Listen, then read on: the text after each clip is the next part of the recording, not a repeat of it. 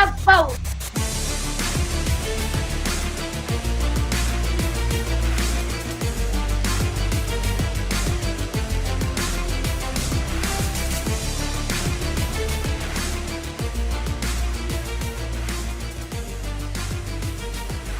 Court is in session with Ryan in Sacktown on If You Don't Like That. Now, Ryan in Sacktown. Oh, must be Rhino.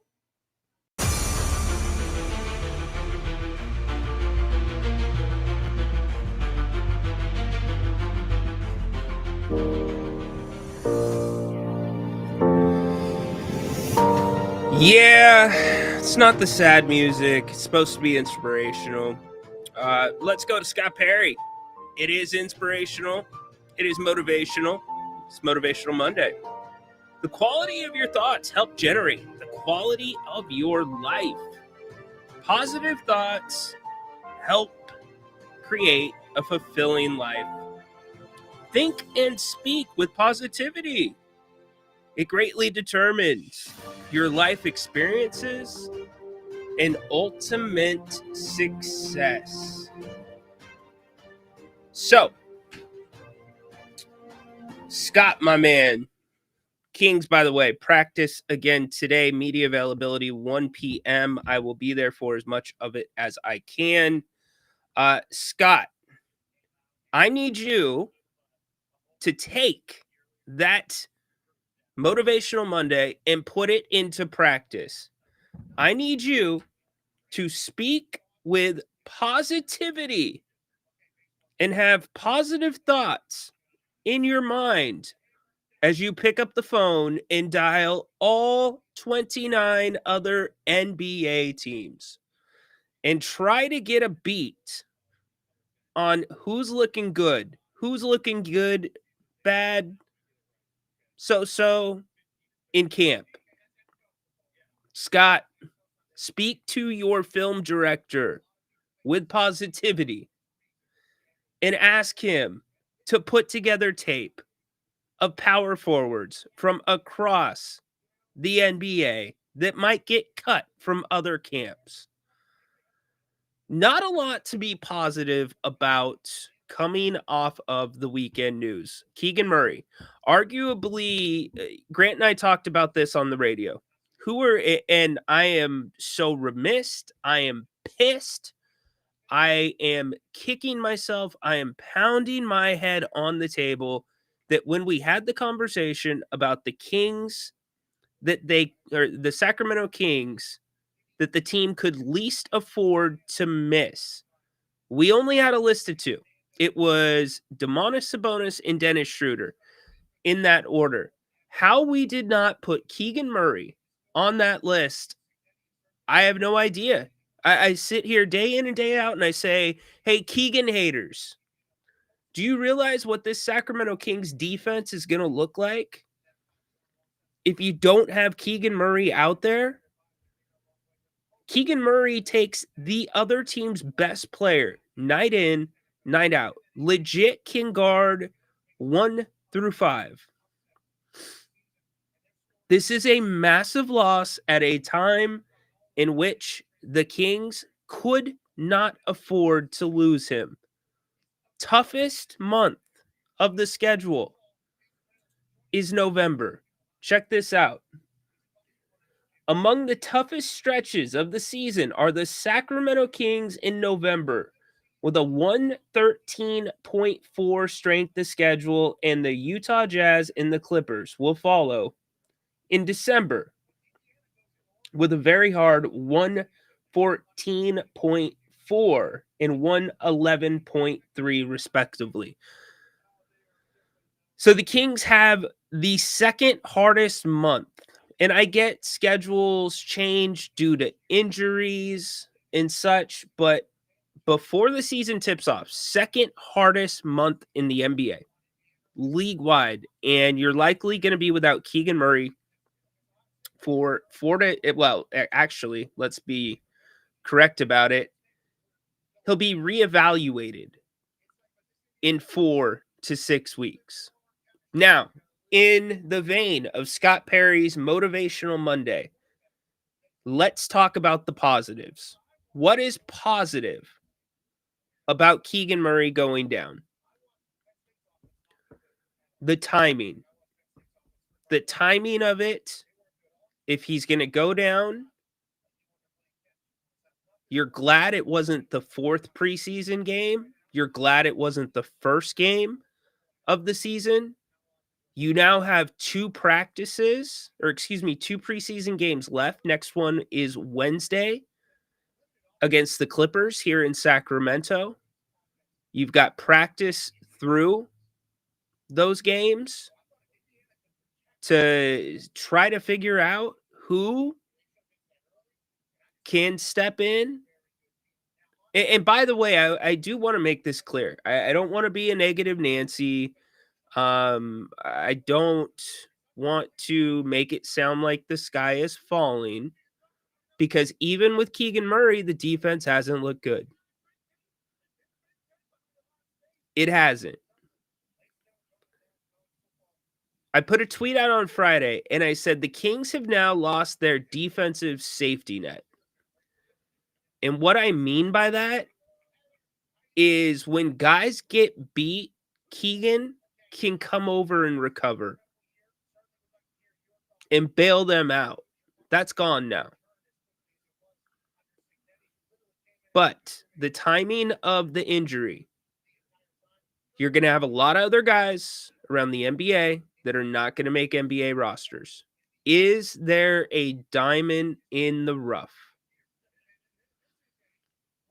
Is there a trade to be made? Now, remember, the Kings were shopping DeMar DeRozan. The Kings were shopping Malik Monk. Keon's name got thrown into that. There weren't very many suitors, and I want to be more clear about that when it comes to directly DeMar and Malik. Not a lot of suitors. But now that we are halfway through the preseason and other teams have seen what they've seen in practice, maybe they have seen a guy go down, have any circumstances around the league changed to where, you know what, they might be thinking, yeah, not panning out, or it doesn't seem like it's going to pan out the way we thought it was, at least through this point in the preseason. So in that sense, the timing is positive.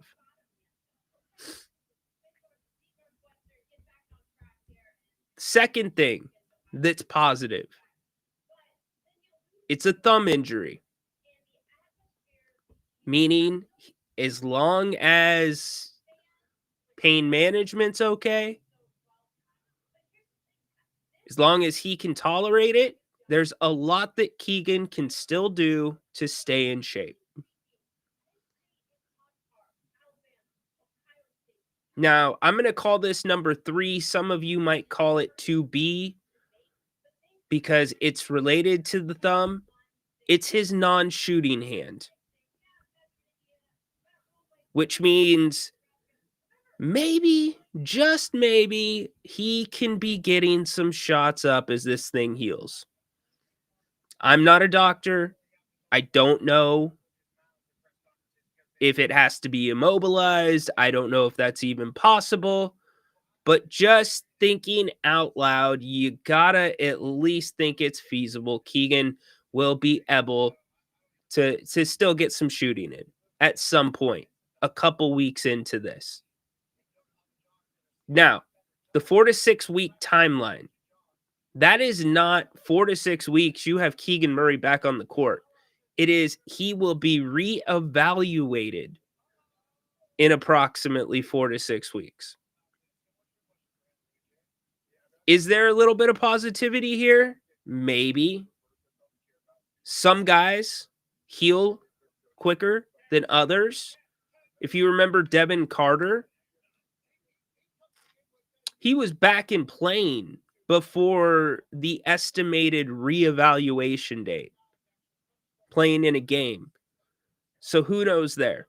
But it is a big loss. I'm sorry. Arguably arguably the biggest loss. I can sit here and now make an argument if Schroeder went down, okay. Not ideal, but you could get through.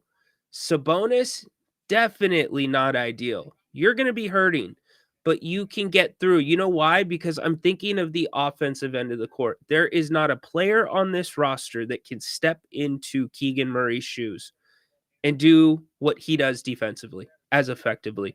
So Doug is going to have to get creative with the schemes.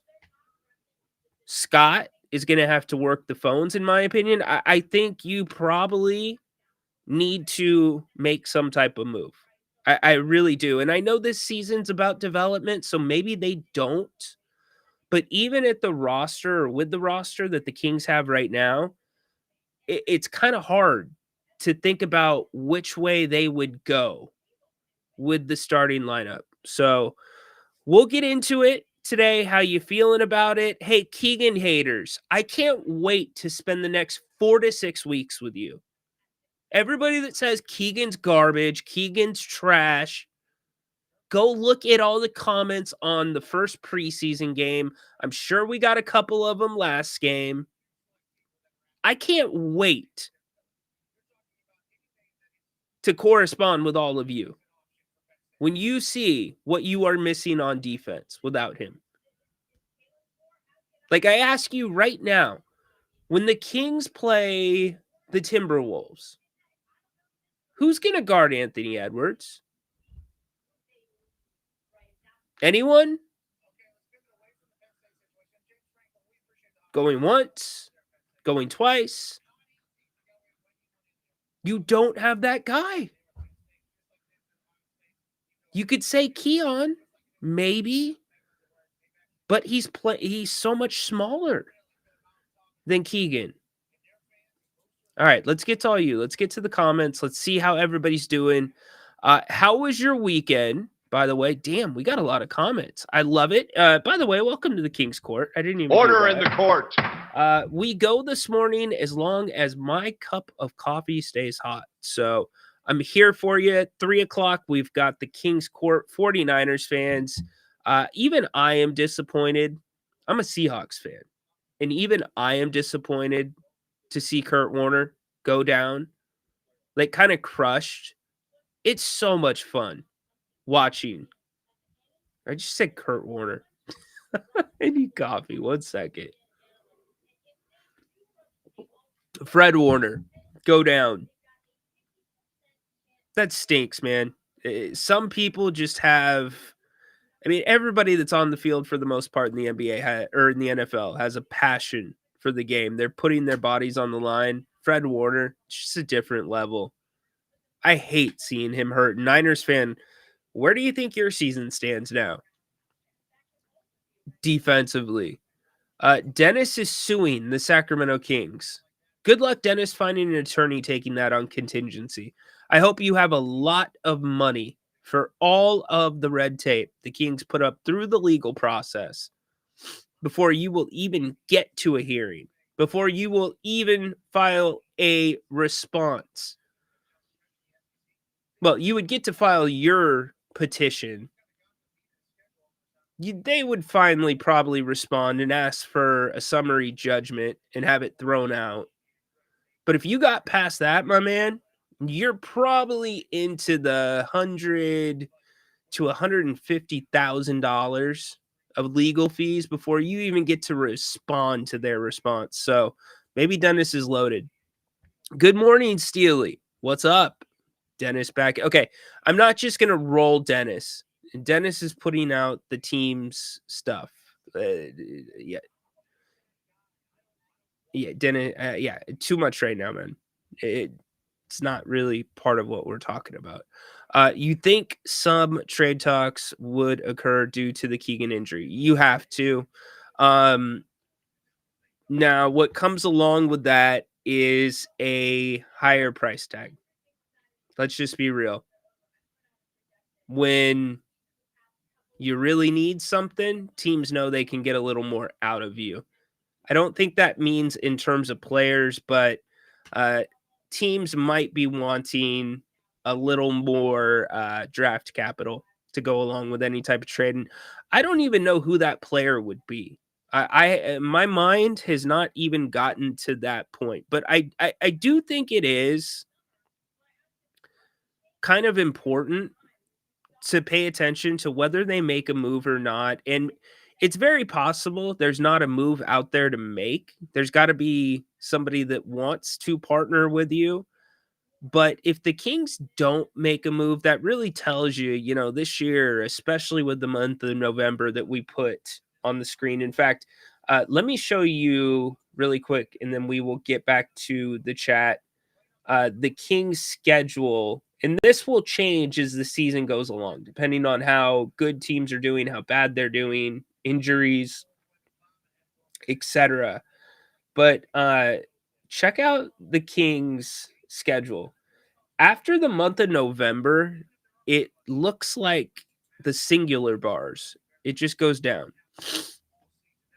with strength of schedule. And then you get to March, and March you have a stretch of 10 of 11 games. I believe it's 10 of 11 that are at home.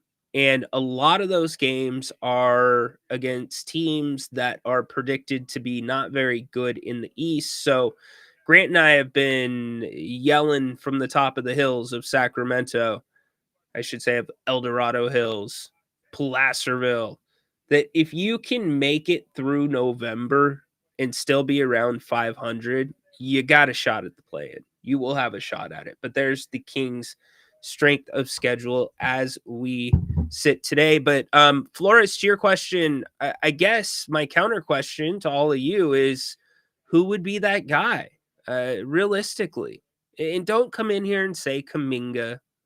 And I know it's not possible to get Kuminga until later in the season, but is there anybody out there that's kind of sitting there and wasting away on a bench? Is there anybody on the Kings? With the understanding, whoever goes into the starting lineup for Keegan is not stepping into Keegan's shoes defensively. They can't. There's nobody like him on the team. But who might be that fifth guy? We've got some audio from Doug from practice yesterday. I was not at practice. This weekend has been my son's birthday weekend. Oh my gosh. What a weekend. I am tired from the birthday weekend, but it was fun. We kept it small. We kept it personal. He had a great time. If LeBron gets sued, what are you talking about? If LeBron gets sued, why can't the Kings? Dennis, brother, you can file a lawsuit against anyone you want. Anyone. You can sue whoever you want. Now, does it actually go through the process? Who knows? And guess what? If you file a lawsuit that doesn't have true merit, the judge is going to be slapping your knuckles with a ruler, putting you in contempt. Dennis, you are almost in contempt this Order in morning the court. here on the King's Court. Can we stop? You're going to sue the Kings?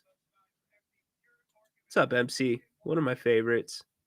Peter says the sky is not falling. Dave, what's up, man? We are going to have a very bad start to the season. Sanchez, why can't we just have a philosophy that goes with our players' strengths like offensive identity? Well, through 2 preseason games, it looks like it's a tough ask. It does look like it's a tough ask. Now, I will concede this. Although it might not, excuse me. Remember, I do this show as I'm having my first cup of coffee. So I am, I give me some leniency. I give myself some leniency with the mistakes. I've only had 2 sips of coffee. I need a little more. We're going to play some Doug Christie in a second so I can have some more. what I wanted to say is, although it might not look like it, some of the guys that aren't great defenders, they're trying. You can see that extra effort. The problem is the extra effort is what my basketball coaches throughout my career called fake hustle. It's one of those things where if you make the play, it's great. It's a great defensive play, great hustle. But if you don't, it's fake hustle, because then you are putting the rest of your teammates at a disadvantage, because now you tried to make a steal and you fly by and the other team has an advantage. So the fact that I'm seeing that makes me believe they're trying. It's just not a fit. The only guy to me that has shown any semblance of 94 feet consistently and effectively has been Devin Carter.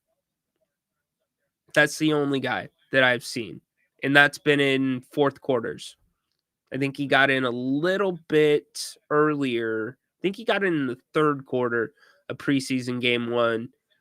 Last game, the rotation went Malik, Neek, then it was Drew Eubanks, IJ, Keon Ellis, Dario, Devin, Dylan, Isaiah Stevens, Max, and Daquan Plowden. So that was your rotation last game against Portland. Shams mentioned the Kings and Dennis Young. Oh, that's so much better. I move the screen. Dennis Youngblood, favorite unemployed basketball player. Oh my gosh. All right. Let's listen to what Doug Christie had to say about the injury. Pretty much what you expect. Okay. Yeah, dude, you're gonna go on timeout. Westbrook definitely does not fit now. There's zero chance Westbrook fits with this team. Westbrook's gonna fill Keegan's hole. Like, Westbrook's an afterthought right now, Dennis. Afterthought.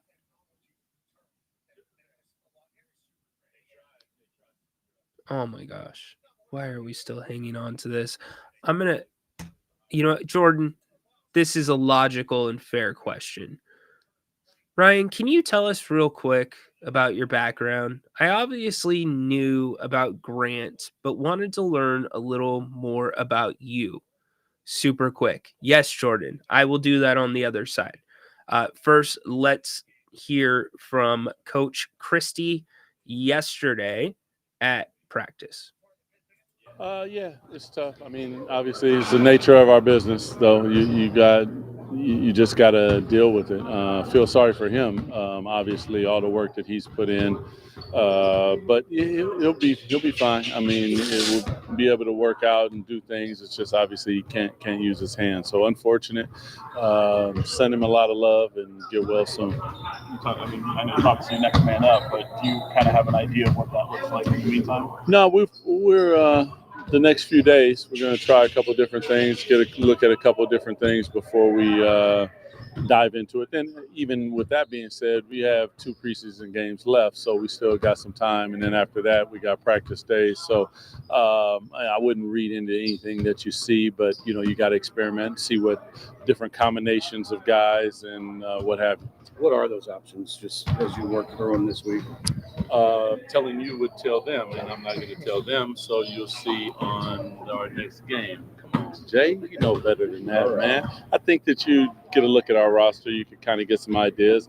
There's smaller size, there's bigger size, there's defense, there's rebounding, and we'll see where we're at when it all is said and done.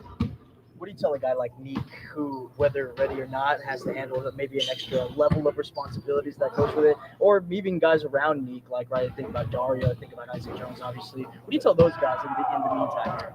Well, I think a guy like Dario is a veteran. He's seen it before. You look at IJ, it's like opportunity, be ready. But with Neek, not a lot. I try not to overdo it. Like, he still has to find out everything. Like there's a lot that he's going to go through. We're going to play, highly talented offensive players. He's going to find himself in some foul trouble. He's going to find nights where he's hitting his shot and think, oh, wow. And then the next night he won't be. So now you got to lean on another part of your game. So for him, it's just throwing him in the deep end of the pool and knowing, luckily, that he's in swim. And if we need to throw him a little rubber ducky, we might. But he'll be fine. He'll be fine. Can you speak to maybe just how Keegan digested the news, how he's doing? We obviously won't see him for a little bit. I texted with him, so I'm not exactly sure how he took the news. I mean, as someone who's done it and you're injured, it's not a happy time, that's for sure, because the work that you put in and what you want to do and all those different things.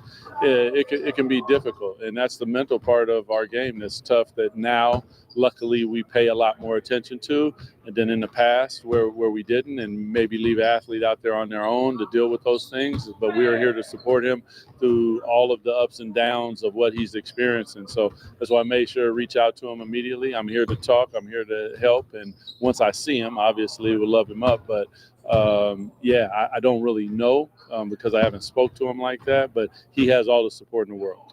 Do you know how and when that injury happened in the first half? No, I'm not sure, because sometimes those things can happen and it just kind of feels bad, but you're not, a break is something totally different. So I'm not really sure, to be honest with you. It sounds like you played Max at the 4, at least some today.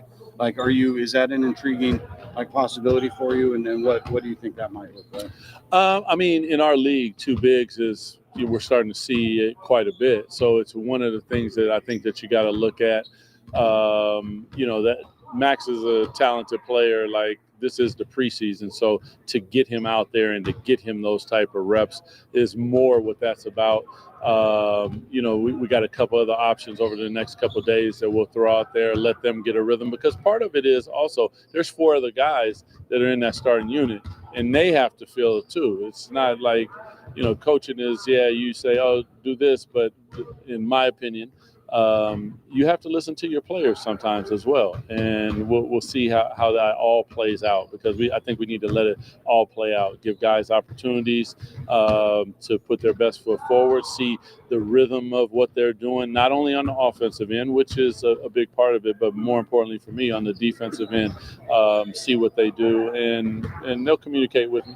Yeah, how do you replace what Keegan provides from his defensive versatility? How do you go about that? It's tough because Keegan has size, strength, athleticism, and he shoots 40%. Like, I think everyone's looking for that. So we don't have, we have a couple different guys that could maybe equal Keegan, but we don't have Keegan. So replacing it is definitely difficult, but there are guys have other strengths. So it's going to be, maybe a night-to-night basis. We don't know. We have to let it play out and see. Do you feel you guys are pretty built well to be able to withstand something like this? I mean, clearly you've got a lot of guards. I mean, are you built maybe better to play smaller at times, depending upon how matchups are?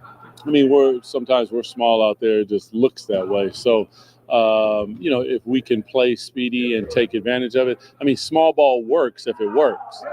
Playing 2 bigs works if it works. So, the first time we played 2 bigs last season, it worked. The second time it didn't work. So it's easy to say that, but you might find a matchup with small players and you look at it and go, it's never going to work. We can't rebound with them. But all of a sudden, your quickness and on the offensive end, you're killing them. So it's one of those things that we have to fill out and see what the rhythm is with the 4 guys that are still there.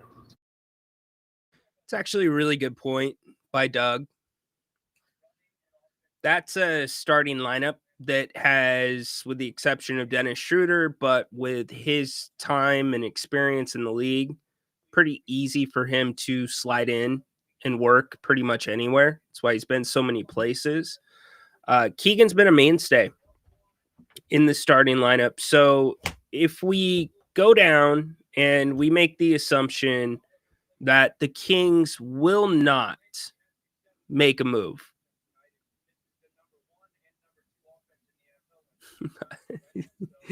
Dirk. Keegan was catching his flow, man. He told us about it this summer. I know it didn't show in the preseason games, but they also were not moving the ball very great. At least not the right way. Not how Doug wants them to move the ball with the starting unit. So if we go down the roster and we're looking at who do you slide in? Who goes into Keegan's position? The first logical move is you slide Zach LaVine and DeMar DeRozan down, and you insert Keon Ellis if you want to go smaller. Defensively, I think that can work for some games. I think this might be, and Doug went on to mention this, a case where it's a game-to-game thing. But if it's a game-to-game thing, I think you're going to have a constant two, meaning you're only going to have two different guys that rotate through the starting lineup. I don't think you're going to see Doug go one night with Max, one night with Drew, one night with IJ, and then back to Keon. He's going to pick one of the bigger guys, and he's going to pick probably Keon or Neek. Now, Neek comes into the conversation too. Here's my conflict that I see putting Neek or Max into the starting lineup.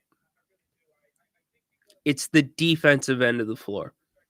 And that's the part of the game that the Kings now have the gapping hole, the open wound, without having Keegan available. I watched through 2 preseason games, especially the first one that I was there in person for. Ticky-tack, little tiny thing fouls were called on Neek. I mean, the tiniest of little bumps. And that's what happens when you are a rookie in the league. Now, I'm going to throw last game out with the way that it was reffed because it was awful. If a regular season game, if a finals game last season was reffed the way the Blazers and the Kings were reffed, there would have been 150 free throws between both teams. Last game, you had 33 and 31 fouls, 64 fouls. The teams shot a collective 73 free throws. It's insane. So Max and Neek, and by the way, the coaching staff clearly believes, and they have not come out and said it, but if I am going off of the rotations in the first 2 preseason games, they don't think Max is ready. They think Max needs some more time because you have not seen Max with the rotation. You haven't seen him with the starters. You've seen Neek fill in twice now, starting the second half, in place of in the first game, LaVine, which was scheduled, last game, Keegan, which was unscheduled. But Neek and Max concern me because they're going to probably be prone to picking up fouls early, especially if Neek is being asked to guard somebody that is bigger. He's an undersized 3. We can't debate that. Now, Neek might turn out to be a very good defender. He might surprise us. Maybe they are seeing much more in practice than we are seeing. But Doug also goes on to say in his press availability from yesterday, and maybe he said it and I missed it because I was multitasking, drinking coffee, looking up stats. Maybe he said a lot of teams are going to the double big. And I am more, if I had to lean one way or the other, I think that's what the Kings are going to probably do. I think, IJ, it's tough. I love IJ's athleticism. I love it. I love it. I love it. He can protect the rim. He can recover. But I think as we sit right now, if Doug's going double bigs, the nod goes to Drew Eubanks. So are we looking at a Zach, Dennis, DeMar, Drew, and Domas starting lineup? Are we looking at a Dennis, Keon, Zach, DeMar, and Domas starting lineup? I think those two are the best possibilities. Now, it's very likely as well, and I put it out there on X, that they might turn to Neek at the 3 if they want to keep trying to play fast. But what I do know is this defensive system that Doug wants to run, it's going to have to be tweaked without Keegan Murray. The question that said 4 weeks is November 9th. Could he be back by then? Anything is possible, but I'm going off of what the Kings are saying right now. And it's not Keegan Murray will be back in 4 to 6 weeks. It's Keegan Murray will be reevaluated in 4 to 6 weeks. So unless he's way ahead of schedule, traditionally that means in 4 to 6 weeks, you're hoping to get news that he's been cleared for certain team activities. And then a few days later, maybe a week later, he's cleared for full contact. And then hopefully you have him back. But as we sit today, 4 to 6 weeks reevaluated. So if you could get him back in November, that would be incredible. I just don't know if that will happen. I'm thinking about it off the top of my head. So if 4 weeks is the 9th, 6 weeks, outside of Keegan miraculously healing, and some of these guys heal really quick. I think you're probably not going to have Keegan through most of November. You might not have him at all in November. It's a win for the team if you get him back in November at some point, no doubt. And then the question becomes, do you work him back into the starting lineup? Do you throw him right into the starting lineup? We laid out the positives of this, even though theoretically there are no positives. But if we were going to look at it with the glass half full, and what we said is you still got 2 preseason games left. The NBA is going to go through a round of cuts. You have time to pick up and work the phones. Excuse me. To hopefully maybe find somebody. Because the Kings need to be working the phones right now. There's no doubt about it. You've got to be calling around. So we've laid out some of the positives. Here's a negative too. It's even though we said a positive that it's on Keegan's shooting, it's not on Keegan's shooting hand. There is something to those hand injuries in that you're catching, you're passing the basketball all the time. There's impact there. Is there going to be any mental effect with Keegan's game? Is he going to be hesitant at all? Is he going to be worried about re-injuring it? And it's fair. We should remind, and I don't know off the top of my head what exactly the name of the injury was, but Keegan played almost an entire season with, I believe, if not the same, a very similar injury to what Domas played half a season with. You remember he had the tape around his thumb and everything. It was taped very similar to Domas's. So he's dealt with some of this stuff before. And it's here obviously happening in preseason where there are lessons coming out of the Portland game. Some more. And as you go forward with this news, you kind of throw away a lot of what you've been working with to make an adjustment like this way? No, I think that in that game, better start, most definitely, which the guys were challenged to do, and they came out and they started well. You know, in the preseason, you're looking for a lot of different things. It's not just, did you win the game? We want to win every game. But at the same time, there are rotations, there are combinations within those rotations that we're trying to find the right rhythm for us. And we just continue to use the preseason as such and try to win every game when we step on the floor. Doug, coming off, just trying to turn the page from last year and the sense of like togetherness and things that you've been building here, like just how tough is this to as a team, as a group, to digest, and what was the mood and everyone today? No, I think they're in a good mood. What I think everyone has to understand is this is about identity, defense, and offense, and us building a culture and a system that it's not going to be done overnight. What we're trying to do is build something that has legs, that has a base, and it can stand the test of time. It's not just like one thing. So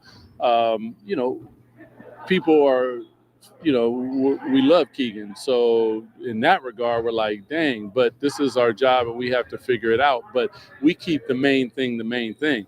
And that is defensively, what do? We make them feel us, communicate and compete. Offensively, what do? We pace, space, and we share. Those are the main tenets of what we do regardless. That's what we focus on, not, all the distractions of that. And if we keep that the main focus, does it matter who's out there? Obviously it matters who's out there. But as we continue to build who Sacramento Kings are, that for me and upstairs, that is the most important thing that we focus on daily. It's going to be the mantra. It's going to be the thing that we tell them daily. It's going to be what we coach them to daily and nightly at games. It's what we show them on videos until a player comes in here and he knows, when I go to Sacramento, I expect to do this because this is who they are. Mm-hmm. Yeah. Are there conversations going on about who might be out there and available that might be a roster addition to help with the depth right now? You heard something? I'm asking you. Yeah. Foul. I love that Jason Anderson always pushes the envelope. That's what you get to do when you're tenured. If I ask that question, you know what I'd be getting? I'd be getting Michael Martinez or Michaela looking at me and saying, come here. Come here. I've already seen it. Well, no, I haven't seen it happen, but if you ask the wrong questions, they might let you know the next day. Ben Simmons, I wouldn't be mad at that if he was available. Now you worry about where he's at mentally, physically. I would not be mad at Ben Simmons. I would not, if you can get him for the right deal. Question: Trey Lyles has found a job for this year with the loss of Keegan. Do you mean hasn't found a job this year? With the loss of Keegan, do you call and find out if they can make a contract work? Love Trey Lyles' work ethic. That's a great question. That actually is a very good question. Trey's with Real Madrid. Yeah, I thought he had signed somewhere. I don't know if he's got one of those deals where there is no buyout, like Mason Jones, for instance. He can hop back at any time. There's no buyout on his deal in Australia. It would help if it was feasible. It would help. Trey's not gonna. Well, as I think about the current unit defensively, like I said, nobody's Keegan Murray. But Trey's gritty. He does not mind getting up and bugging you. In fact, there were times last year I was quite impressed with the mentality that he was playing with defensively. He was scrappy, and it was stuff that was not showing up on the box scores. Yeah, I mean, I guess maybe if there's not, again, a big buyout, he's familiar. The worry to me with Trey is injuries. A lot of soft tissue injuries last year. But no, yeah, it's not a bad idea. You know, I think about in Portland, could you go get Thibault, possibly? Is there any way he might be available? Things like that. Flores says, I predict the Kings will not make any move. Yeah, well, you know, not making a move and picking up the phones and at least doing your due diligence, especially because guys will be getting released here in the next week or so. You still have to do it. Now, one thing this does, if I'm going to go positive here, one thing it does is I think it opens up a big opportunity for Dylan Cardwell.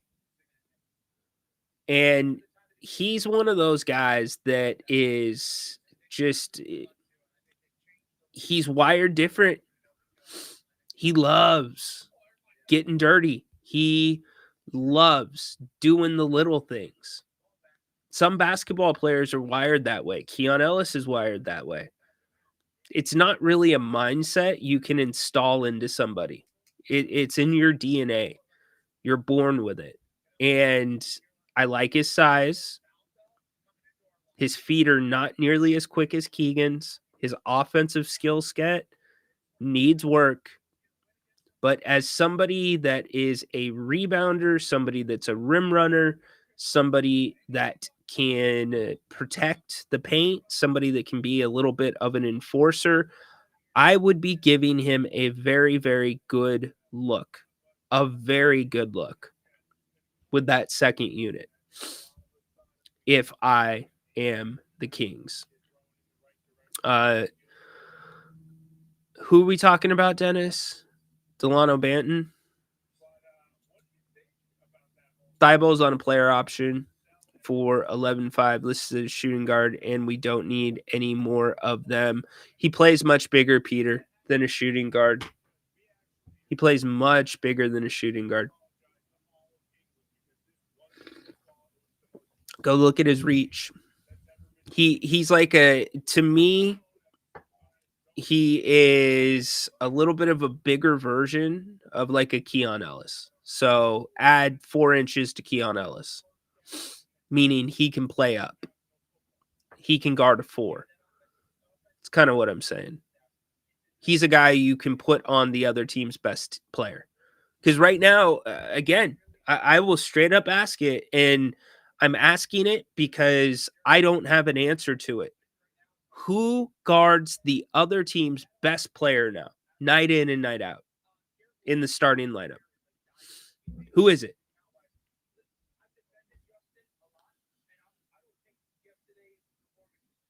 I would love to get your opinion. I won't call anybody a moron. I won't do any of that. Who steps into that role? I can't put my finger on it. I would like to say Keon Ellis. Does this open up an opportunity for Devin Carter? Devin Carter has looked very good defensively. Who guards the other team's best player night in and night out now until Keegan's back?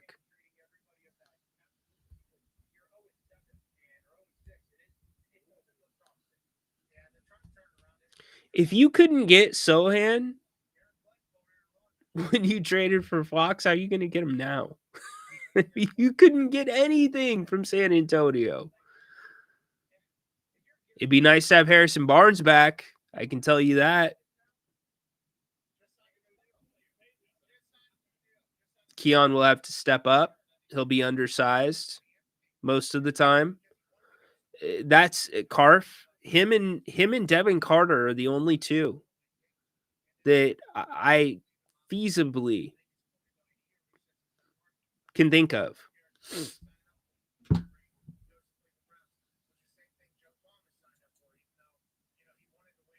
BJ, Keon, Monk, and Carter A lot of zones. That's the other thing. Yeah. Look, I don't want to ask the question. I know the question's lingering.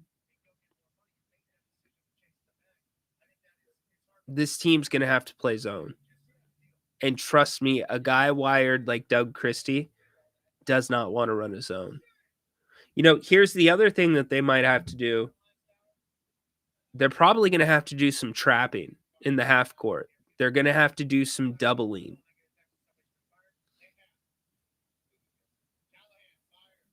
Brian Callahan fired as Tennessee Titans head coach. So he got the play calling ripped from him. I think it was 2 or 3 weeks ago, and now his job is gone. Brian Callahan out as Titans head coach. Joined late. How long is Keegan out? Does the Kings make a trade? You have to be picking up the phones. He will be reevaluated in 4 to 6 weeks. Hey, while we have most of you here, wanted to let you know, I know that Keon's not 6'6". He's not. Keon is not 6'6". No chance. I love Keon. He's not 6'6".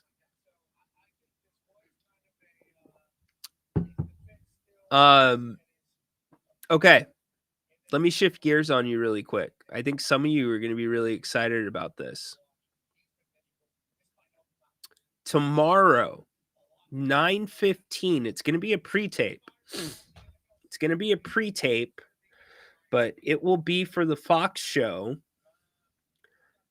I will be interviewing Alexa Bliss, current WWE Tag Team Champion with Charlotte Flair. We've gotten a lot of requests for some WWE mixed in. And it was funny because Grant is like, Grant and I were talking. He's like, well, you know, I don't know if there's a market for, you know, wrestling. And I said, Grant, there is. Trust me. This is a big wrestling market here in Sacramento. And so somehow or another, I found a way to bring wrestling up on the post-game show on Friday night. And everybody in the chat started chiming in about wrestling. So Alexa Bliss, tomorrow, I will be doing a conversation with her tomorrow morning, which we will probably air on the Fox show. So looking forward to that. Spread the word. Alexa Bliss. Can't wait to speak to her. Legend. She will be in the WWE Hall of Fame at some point. All right. Kings have been tearing it down and rebuilding since they traded for Richmond. I mean, let's not get too far into the weeds here. But, yeah. Well, we have another preseason game on Wednesday. It's going to be your last home preseason game. Clippers roll into town. We will be all over it. There's so much to talk about this weekend with football, by the way. How about Indiana going into Oregon? You know what impressed me the most about that, just really quick, was Indiana looked like they belonged. Their athletes looked on par with Oregon's athletes. They didn't look like a small team or a small school football team rolling in against a powerhouse. Impressive win. Congrats to friend of the show, Damon Bruce, who's been on here a few times, Indiana alum. Does Boston have any players left that they want to trade? Yeah, right. Also, NFL ton to get into. Niners lose the game, but probably lose their season with Fred Warner going down. That one, again, as a Seahawks fan, that sucked to see. I love seeing players like Fred Warner play the game the way that he plays it. And he will now be gone for the season. You had already lost Bosa for the season. And Niner fan, let me tell you one other thing. Unless Kyle Shanahan starts mixing it up in the backfield, Christian McCaffrey will soon be gone for the season as well. It's incredible that Kyle Shanahan refuses to use any other backs, any other type of change of pace. Just look at Kendrick Bourne, a guy that was not really getting on the field, and look at what he's done with Mac Jones. That's a guy Kyle really wouldn't play because he doesn't trust him. Kyle needs to start mixing it up. Like, I don't understand this aura around Kyle Shanahan. What exactly has Kyle Shanahan done? He's had a GM and a owner who have bought him some really good ingredients. Like, we're not talking like Chopped, the TV show ingredients. He got top-notch ingredients. He got ahi tuna flown all the way in from Japan. And he has not been able to get to a Super Bowl. And Niners fan, it ain't happening this year. Fred Warner is irreplaceable. You can't do it.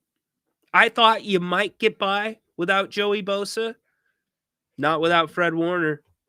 Forget about it. It's not happening. So I feel awful for Fred. It's a huge blow. Baker Mayfield, holy crap. MVP of the league right now. So we've got a ton of football. We will talk about the Kings. Keegan, I'll be at practice here in a couple of hours. Media availability 1 p.m. there.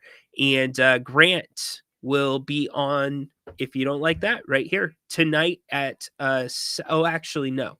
He'll be on after the Monday Night Football games tonight. But before that, we will be coming to you from Fox Sports Radio, 3 p.m. Grant Napier Show. Make sure that you download the Fox Sports Radio Sacramento app, the KSAC app, free in Google Play and the Apple Store. No geo boundaries on the application. You can listen from anywhere. We also live stream the show audio only on Fox Sports Sacramento's YouTube page. So would love to have you come join us today, 3 to 6 p.m., taking your calls and discussing the Kings, discussing the weekend in football, previewing Monday Night Football. What about baseball? Maybe one of the best baseball games I have ever seen on Friday night between the Mariners and the Tigers. The type of defense and the big plays and the extra innings, the 2 double plays by Detroit. So happy, by the way. And I'm not really a Mariners fan, but so happy to see that fan base, see a team move on to the ALCS. That team feels like they're a little bit of a team of destiny right now. They just do. And by the way, their championship hats, their division championship hats, might be the sickest hats I have ever seen. Okay, I'm working on it. Able, not Ebel, Able. Got it. I'll make sure I don't do that with Alexa Bliss tomorrow. So yeah, download the app. Telling you, Ryan, Kings should go after Sohan of the Spurs. Hey, Matthew, I'm open to it. I am open to it. Matthew, trust me. Didn't say no to it. I am just questioning whether you can get him. But at the very least, Scott Perry has got to be on the phones today. So we'll talk about it. All right. I'll see you after practice at 3 p.m. on Fox Sports Radio, Sacramento. Appreciate all you. Go Kings. Light the beam. By the way, Kings Court tomorrow will be a little bit later because I've got the Alexa interview, and depending on Kings media availability, we'll fit it in. But it will be later than 9 a.m. tomorrow. So, all right, y'all, make it a great one. Can't wait to see you again at 3 p.m.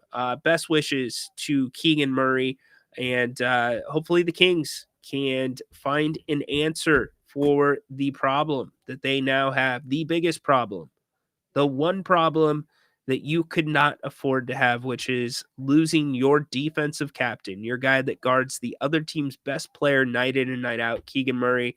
We'll see what they do. Have a great day. Go Kings. See you at 3 p.m. Court's dismissed. Order in the court.